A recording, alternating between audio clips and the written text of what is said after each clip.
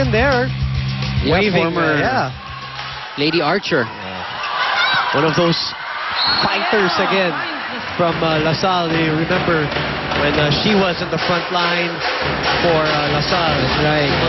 Yan ang mga, when you talk about players with may anas, may swagger, Sinabi mo. di magpapatalo. She was the kind of player that you'd love to have on your team. Yeah, definitely. And you'd hate if she was the opponent. Especially And we say that with all, that's really a compliment to her That's as right, a player. that's right. And especially in that center blocking position, lahat ng bola ng kalaban yan hahabulin, pipilitin mo-block, and that really translated into easy points going for LaSalle. All in attendance here.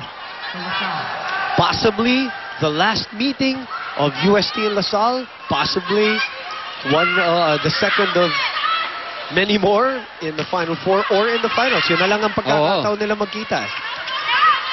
This time, excellent blocking from UST. 7 ang lamang ng LaSalle. Regalo, joust at the net. And a chance for LaSalle here to put this one away. They go to Gumabaw.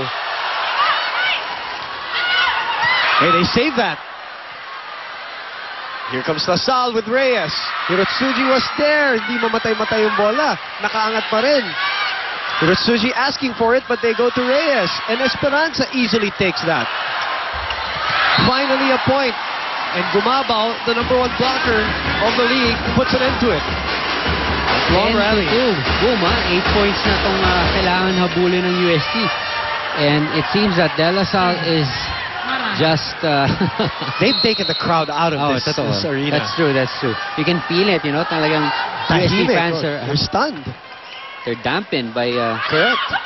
the excellent play of De La Salle. The only good news for UST here is that this is not the 5th set.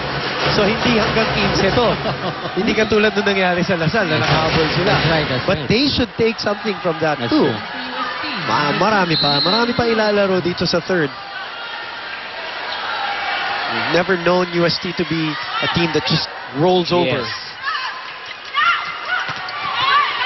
Kalang was there again. Ganda ng depensa lang talaga. Maganda, yun lang error. Double touches. Two touches. Shout out to Tonton Lin Kiwa from Lukban. He's watching right now, and like what I said, people have been anticipating this match, but more so is because they know that these two teams have a rich volleyball tradition. Going to the turn of the century, na mula nung pumasok ng 2000, sila yung talagang naglaban. It used to be really UST and FEU going at it, but the programs of LaSalle, the volleyball program, has totally strengthened. Something Ateneo's trying to do, get themselves into that circle, searching for their first championship. Again, this is what I've been wondering about.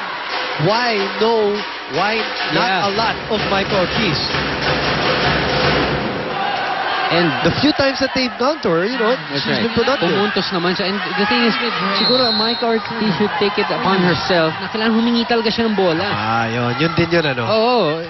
Ikaw, setter ka, ganun ba yun? Dapat na, parang minsan ba nakakalimutan mo ba? Ano ba ang sitwasyon ni Reyes? Well, it really makes my job easier. If I'm the setter, and one of my attackers is just totally telling me, give it to me, give it to me. I'm going to give it to you. And that's a sign that she really wants the ball and she wants to deliver the points and she can be depended on.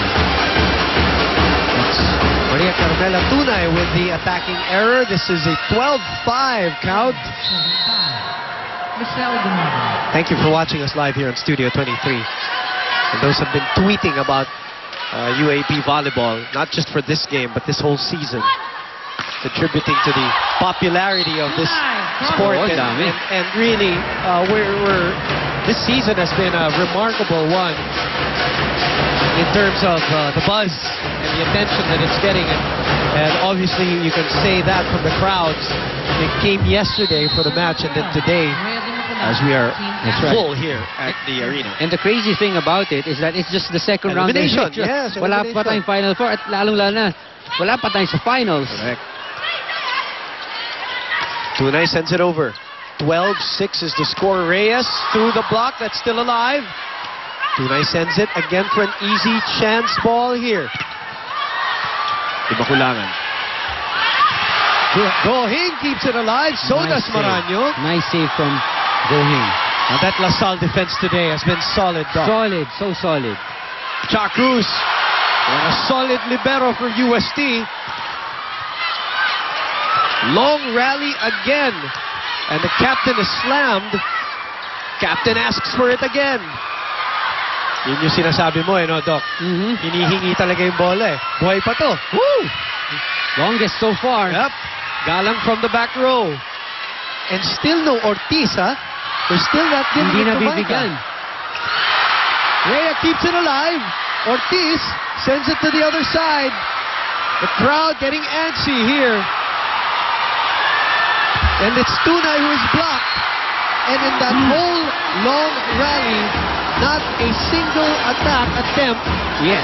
or setup for Micah Ortiz. That is, well, that could be explained because Micah Ortiz really is a quicker running spike Yes, yes, kind attacker. of, yes, yes. But during those exchanges, it was Rhea who was picking up the first ball. So it was Caballero who was setting it up. So hindi niya siyempre gama yung ganong klaseng set. Wow, Galang.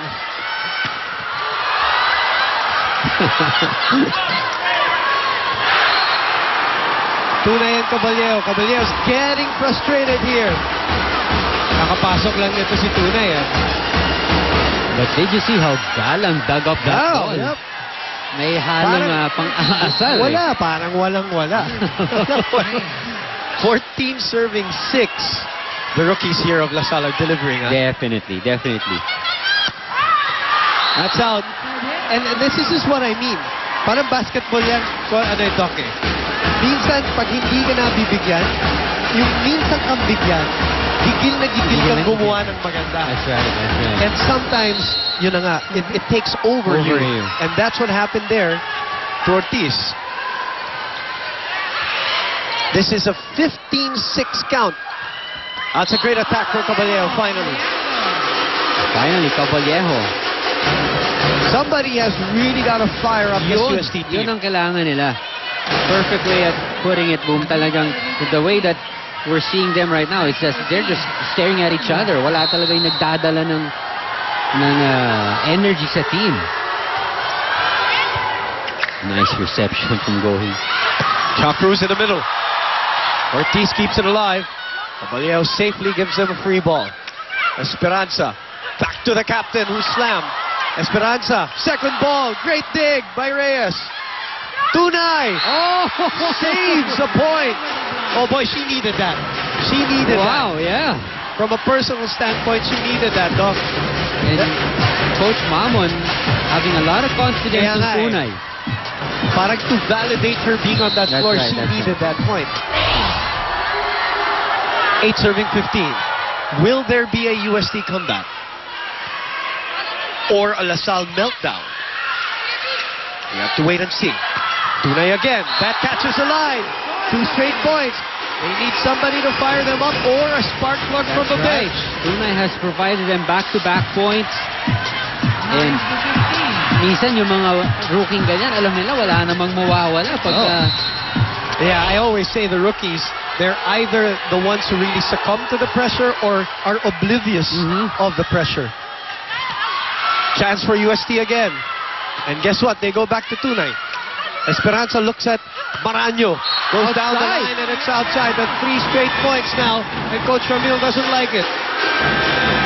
He'll call a timeout. Yeah, the panic button for Coach Ramil.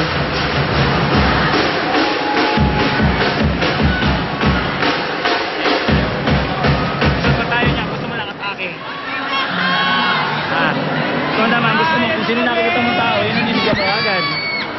Sabi ko naman sa'yo, pagdating mo sa quick. Hindi na gumagana yung ulo natin. Gusto na, puro palo lang, gusto mong gawin. Hindi tayo nakakakita. Sino ba nasa harap? Nakamaraan yun! Eh, may naman klase na yun, no? Siyempre, yung isang mas, okay lang yung isa na yun, yung basta kapag-isip pa sa inyo eh.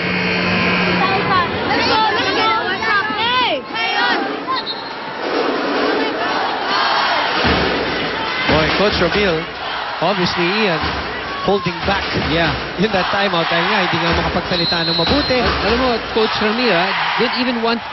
He's on top by 5, but he could have waited for the second technical timeout. And sometimes that's what a timeout does too. That's true. Ice that server. 16-10 is our score.